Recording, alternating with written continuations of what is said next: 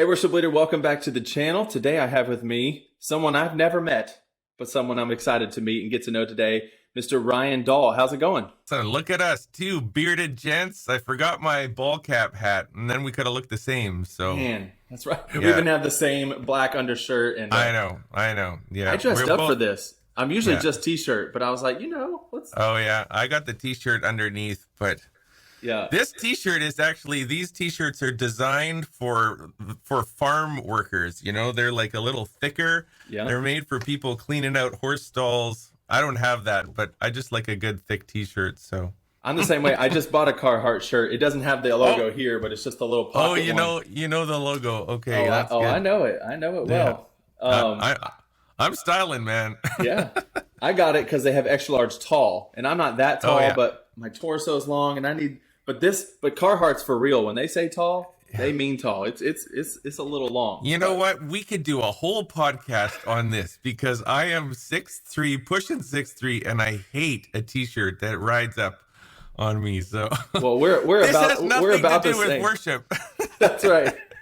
Isn't this?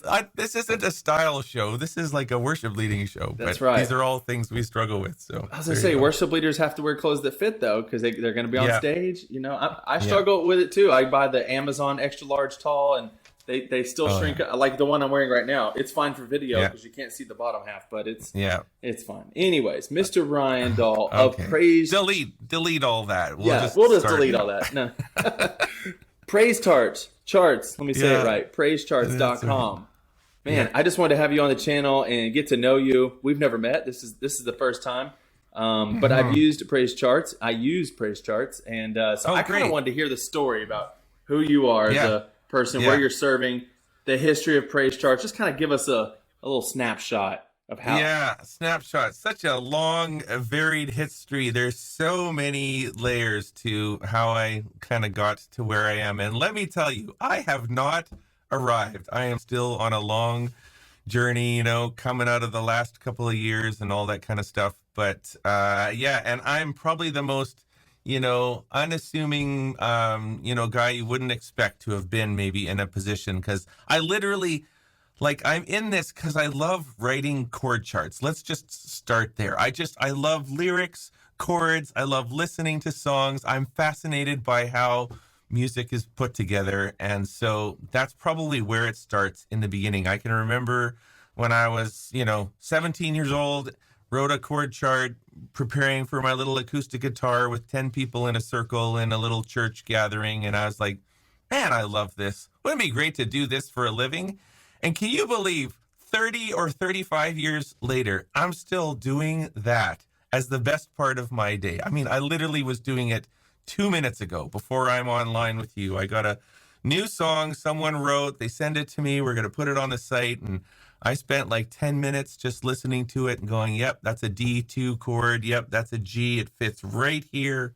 It just feels so satisfying when it's all over. So I think I just to kind of express that at the core of Praise Charts is this like nerd geek guy who just really likes music and lyrics, and it's what I kind of, why I get up in the morning and why I love coming to work. And I feel like I've been retired since I was 40, because when you're retired, it just means you get to do the thing you want to do every day instead of doing what you have to do, right? So I'm already there, loving that. So I was a worship pastor in the early days, in the early 90s, for like about 10 years. And man, I know the joys, the highs and lows of what that's like. I know what it's like to be on the floor in my office, crawling under my desk, under so much stress as Easter is approaching, and feeling like I can't do this. I don't know how to hold up all the responsibility of all these people.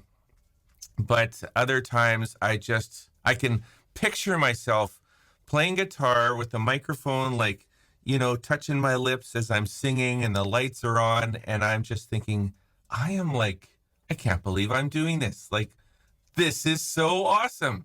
Hearing these people sing and sometimes I'll take my in-ears out because I feel like I just want to hear the people sing. This is what it's all about, right? So I just kind of want to share a little bit of, I don't know, that kind of very non-business like nerdy core passion that is deep inside what I do. And then, praise charts kind of started in an era when music publishing in general was going through a shift. If you would look at the last 25 years, there's been like a massive dive in a physical world as the digital world tried to find its way through inappropriate expressions, call it Napster and all that kind of world, file sharing, and everyone's afraid that, their music is going to be just pirated around the world. So we took 15 years to figure that out, and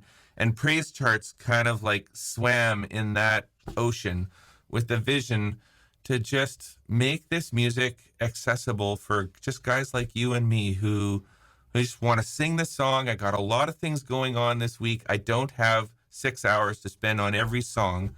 I just want to pick the song and then hopefully tweak it or modify it, make it kind of personal to me, and then lead a great worship service. And so that's what we do day in and day out. And it's funny, the core need of worship pastors on that level hasn't really changed in 25 years. We still want music on a page.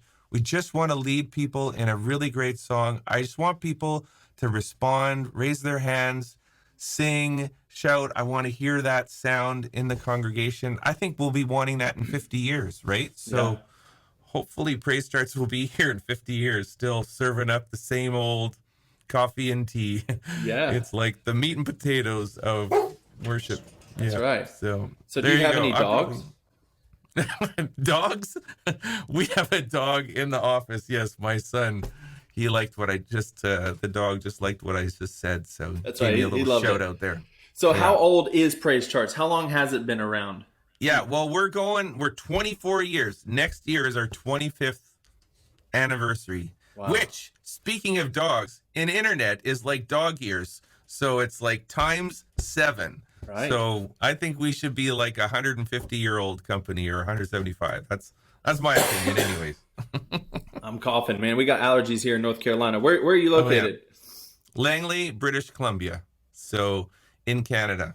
Canada, way up there. That's where all the cool YouTubers are from. So you're I guess. I don't know if I'm a cool one. You don't know. But yeah.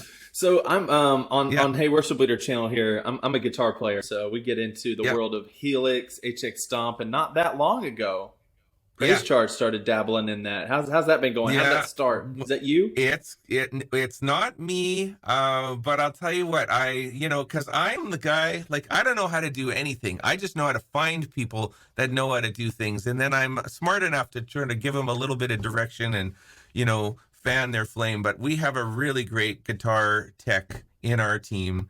His name is Canyon, and he's just like, he swims in that world of all of those pedals. So literally in the pandemic, it's almost like I was looking for things to keep us busy, keep us going. And he came to me with this idea of, the patches, and just saw that world rising. So I was like, okay, fine, I'm going to go out. So I went to the music store and bought 4 of the Helix, and there's all the different ones that I bought. I spent $10,000. Yeah. I mean, I'm not that rich, but I was like, okay, I'm going to invest. We're going to do this. Yeah. And so now he's in his little office. He's a worship pastor. He's probably got like the dream office because he's got 8 pedals, all set up, lined up like that, and just plugs his guitar in. And man, he's a wizard when he's got it all connected to his computer. I'm sure you know this with the Helix and that, and just being able to hear the subtleties of sound and understand that a worship leader doesn't want too much complexity. It's like you want just enough of a great sound, but not so overwhelmingly complex that it's like you can't focus on leading worship, right? That's the trick of it all. So we've done that with the guitar, and then if you're into keyboards, or if any of you listening are into main stage and stuff, I've got a keyboard tech who does the same thing with main stage, and just trying to get that sound, like that worship sound that worship makes sound. There's actually there's a company I think called That Worship Sound. I know. Yeah. Yeah, I know all about it because I know it's like that subtle thing of you could hear it when the sound is right, and when it's not, it's just like, oh, it's just a little off. Yeah. So Oh, I know. I'm in the something world about of it. it. I kind of did the same thing. Bought all the Yeah, Helix stuff that I could afford, and started making yeah, presets. And that's, people watching this video. That's how you can support the channel. Check out the Expanse yeah. pack down below. Yeah, I love doing it. Love helping worship leaders get great tone, especially with guitar, because that's my wheelhouse as well. So, Yeah. Hey, so man, I'll tell you this, if anybody's interested, because at Praise Charts, we have all the devices, and I don't know, the Helix, the FM3, the 9, I can't think of them all, but I can tell you this, that out of all of them, the Helix dominates the demand and all of that. So if any of you are looking, I'm sure they're all great devices, but it seems like the mainstay of guitar in this modern world seems to be the Helix. Like it's just a really great yeah, everyman's guitar device. it is. It's easy to use. It sounds great. And I'm going to NAMM here next month, and Yeah. I've heard people speculate that they might be coming out, or at least announcing the next big thing. All right. It may not happen. It's not even like it's needed. The Helix is perfectly fine, just like it is. But just Yeah. knowing how marketing goes, it might be the year to hear something new. So Yeah. we'll be excited to hear that. Well, Awesome. I see that I don't know you very well, but I watched a few interviews, and you seem to have a passion. You've already kind of talked about it for worship leading. How did you become a worship leader? Did you wake up one day and decide, I just want to be on stage, or what? How did that happen? Well, I think I probably have to go like deep into my roots. I grew up in a kind of a musical family. My dad, he knew 3 chords, knew how to play guitar. He could play 1,000 songs in the key of D with the chord of D, G, and A. So that makes me a perfect candidate to be a worship leader, right there. But I'm telling you, like music was all over our home. We had all different instruments, trumpets, violins, saxes. I could go down in the basement into our little music cabinet room and pull out instruments and blow on anything I wanted or strum or plug it in, and just kind of like imagine a child forming, and just I had this kind of curiosity about it. So I think whatever you are doing or wherever you're going, or even where your kids are going, if you're listening, like pay attention to what's going on in their lives when they're 5, 6, 7 years old, because it's all a seed to what's going to happen in the future. Like another thing, a little story I sometimes tell about when I was 5, I would go to music concerts. My mom and dad would take us to, see the symphony or see an orchestra or see a choir, or go to church. And I just wanted to know what was behind those music stands that was making all this great music. And no one was telling me to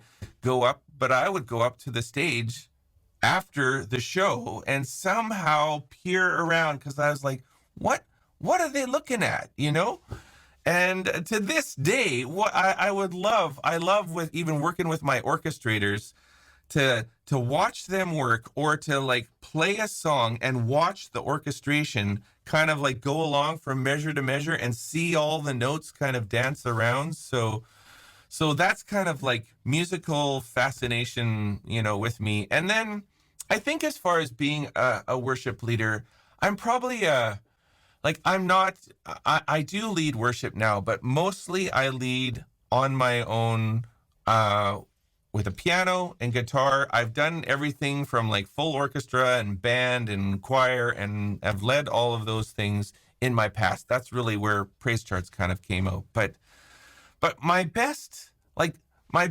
scenario of leading worship is probably inspired by, say, a guy like maybe Michael W. Smith or Bill Gaither, or anyone that could just sit down at the piano and make you feel like you're in their private, intimate space. And I've had those experiences where, like, I can remember one time I was at a Bill Gaither thing, and there's 2,000 people around, but he sat up on the piano, and I swear, like, we all felt like we were just in his living room. And something kind of triggered inside of me that was like, I just want to do that. I just want people to, like, let's cut through the, the lights and the show and the lasers and all this things that are kind of going on and can clutter the space? And what about people that just want to get up in front and sing a song and maybe even let a little bit of themselves be known a bit? That's an encouragement I think I'd want to give to worship leaders. Is a challenge we are in our current age is there's so much technology and so much data and so much stuff going on that we got to remember it's like you as a person are the ultimate worship leader. Like, we care about who you are and your voice and your story. And I don't know, how does that kind of like leak through when you get up and you got your set list and the multi-track is clicking you in and you got 8 bars and it's boom, boom, boom. We got 2 songs and a sermon and 2 songs and we're out of there. It's lunchtime, right? It's like, where is the time to like slow down and be a human being? Right. You know what I mean? I don't know. I'm just kind of passionate about that. And so my own personal expression of leading worship these days is most often I lead at it's actually not at my church, but at a recovery center for men and women who have gotten into drug addiction and, and been sexually abused and all that kind of stuff. They just lost their way and they park themselves at this camp for a year and just try to like reorient and rebuild their lives. So they bring me in to come. There's just like an old $600 piano there. I sit down at that piano and it's sometimes a bit fumbly how it gets started. It's a little bit awkward even. There's like, I don't know, 8 women staring at me in this like open room. And then I think to myself, how can I make a moment here for us together? Like, I don't know. And I can't always plan for it, right? But then 3 or 4 songs in, you just start to hear these voices kind of rise up, just soft, faint. It's like almost like hearing robins chirp. Like, I almost have to like play quietly a little bit and go. And then it's so beautiful, so unique. And so I don't know if you were expecting that, because maybe you wanted me to tell you like how I lead, 20 people on the stage and I've got Ableton running and blah, blah, blah. And I know that world is a real world, but I also like to bring the other side, right? And just kind of, it's almost like what are the core things about leading worship that we still could have done 50 years ago just with a guitar or a piano on stage? And can we still have that as a core element of what makes us worship leaders, even as we use technology and charts and lights and smoke and all that? That's actually very timely, and I've already shared it on this channel probably a couple times. Yeah. But in case someone's watching this interview and they didn't watch some of the other ones, one of the goals for this year for myself in the worship ministry, we always like to, elevate singing. And this year I was like, okay, how can I turn that to a goal? Because it's kind of a value. And so we want to highlight congregational singing. We want to hear the voices, and we are already using tracks, using a click. So we are already erring on the side of we are sound heavy, but how can we still utilize that, but then hear the voices? So I had a goal to have at least one a cappella moment per service. And it's just been the best. And at first I joke around because I talked to my keyboard players for so long. I was like, I feel uncomfortable if I'm talking and there's not some sort of pad or something playing behind me. And so I used to tell them, never let there be silence, like at least do something.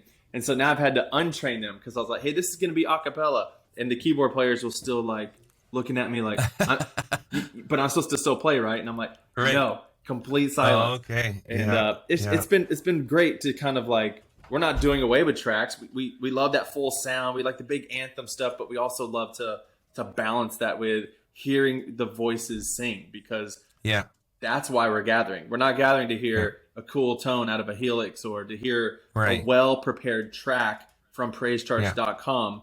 We are there to hear each other sing.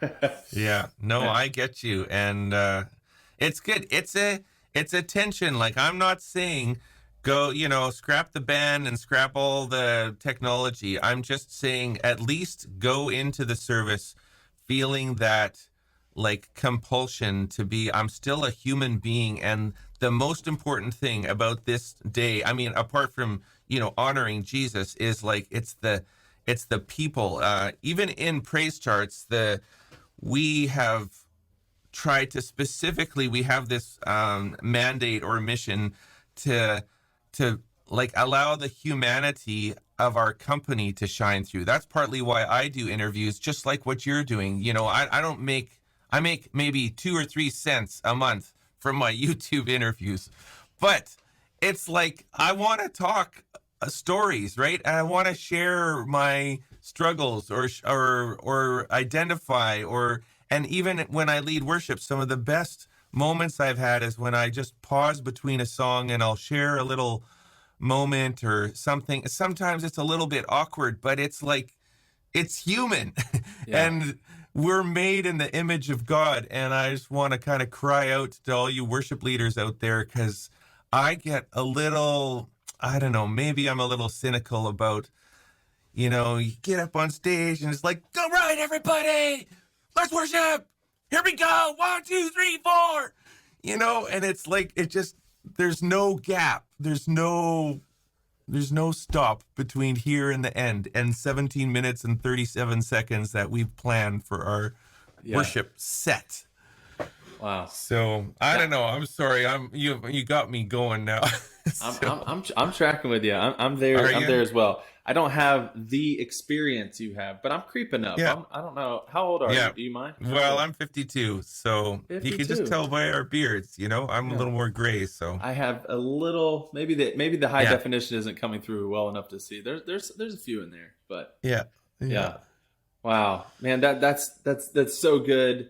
What you said about bringing the humanity to it, and we're just talking off the cuff. We didn't even have like talking points or anything. So no. But you seem to be. I think we're kindred spirits in this. I think what we see in the modern worship world is not all bad, but it can get that way when that's all we focus on. And I think that's a good point of bringing the humanity to it, even as worship leaders. And I think that goes even further or helps inform how like worship leaders are on and off the stage, between services or engaging with their people, because it can be such this separate thing. I actually have another interview coming out soon with Ryland Russell. He has a YouTube channel too.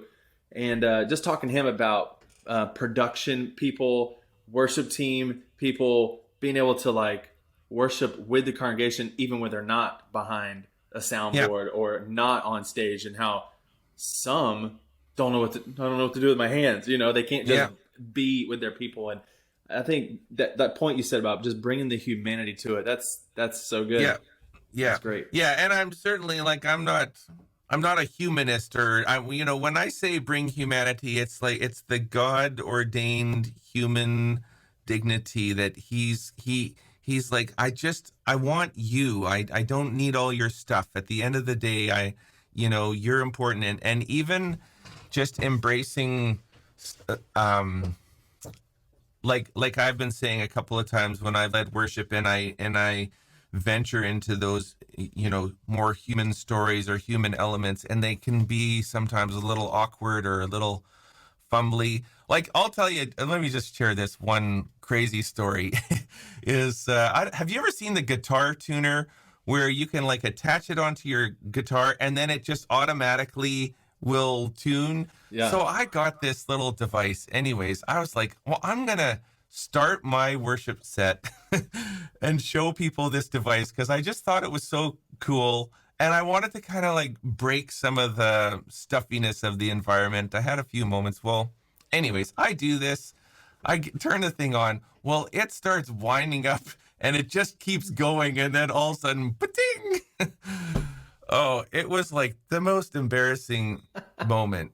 But I kind of cherish those because I just want people to go, I don't have it all together. Like, and it's okay. Like, we're okay here together. I'm sorry. It was, some people, they just can't handle awkward moments or embarrassing moments or things like that. And I'm not saying that we pursue them, but I don't know. It's just like, let's just remind ourselves that I want to kind of convey a message like, hey, we're all here together, and this is not me up on a big stage and you kind of down there. So we all have to kind of find our unique way of communicating that kind of community, you know? Yeah. And I have my own ways. I mean, you ask all my kids, they all know I'm the most awkward dad in the world, and it comes out in many, many ways. And you don't have to be awkward, but find your own expression of like, how am I letting myself be known a little bit? What's the story? Are people just seeing me as this kind of like perfect, oh, he's got it all together, the band's so tight, everything's so perfect? I don't know. That's not life changing, right? Like, Right.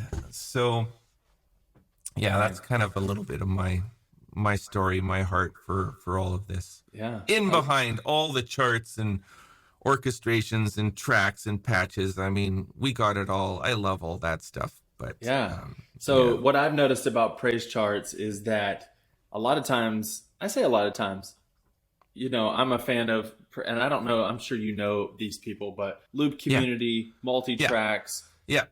What I've noticed about praise charts is that y'all have hard to find music. Oh Like, yeah, yeah. like you got, I mean, if I can't find something, I'm like, I know, let's see, praise charts, boom, and Praise you starts got is it. And I'm probably like, that. oh, There it there is. it is. Yeah, yeah, Yeah.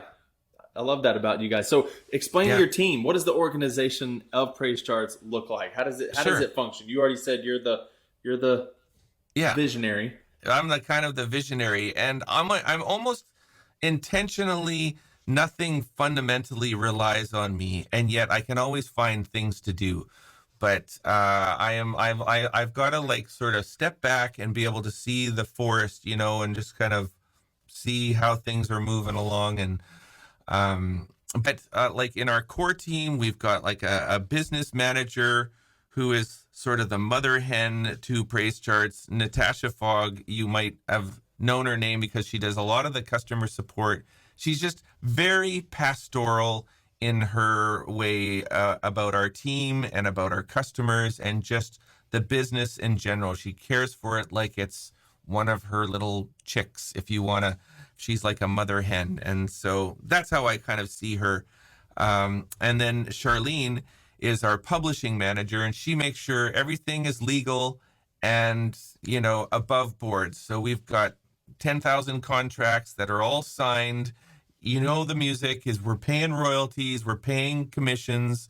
It's legit, right? And it's because Charlene has gotten, and she's a very relational person. She's gotten to know people in Nashville and all over the world that control it's the whole back end to praise charts as far as that goes. And then Isaiah, who I kind of referred to with the dog, he's actually my son, but Okay. he's just got a tremendous mind for technology and development, and he works with a team of programmers that we hire and helps to kind of interpret their work into the kind of the vision that we have as a team. And then Devin, who you were working with, he's just like 6 feet over and listening to me talk about him right now. But Hey, Devin. he's just like, yeah, he says, hey, there you go, Devin.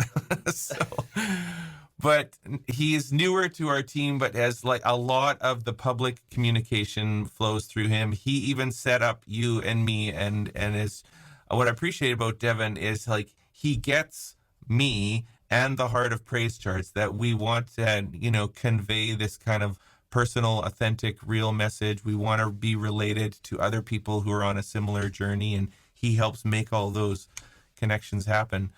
So that's kind of like you might call our core admin team, and I have a couple of arrangers and orchestrators that are just constantly pumping out, charts. They're finale whizzes and producers. Yeah, we have like a network of maybe 25 or 30 people all over the nation, and a few people outside of even North America. They don't all work full time, but I mean, we have adapted. We've grown up in the digital era. So from the ground base, we didn't need to think about employment in a traditional sense. And now what is normal wasn't so normal back in 1998 when I discovered I could do this anywhere. So you know what I did is like I bought a motorhome. I put my 4 kids in the motorhome and I was like, we're out of here. And I made it a business trip all across North America, visiting worship pastors.